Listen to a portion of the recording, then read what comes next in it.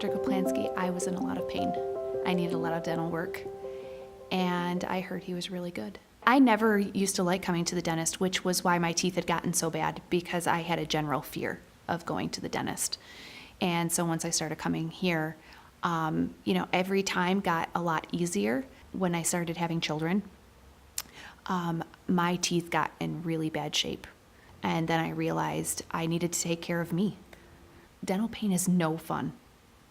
And I didn't want to be in pain anymore. We worked up a plan, and we started, one thing at a time.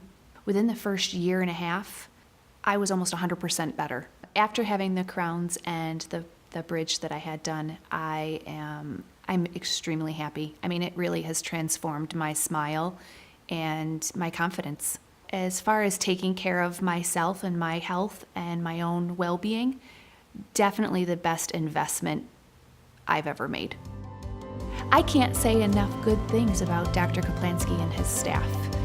Really, they've changed my life. They've changed my smile. They've given me confidence. I wouldn't trust my teeth with anybody else.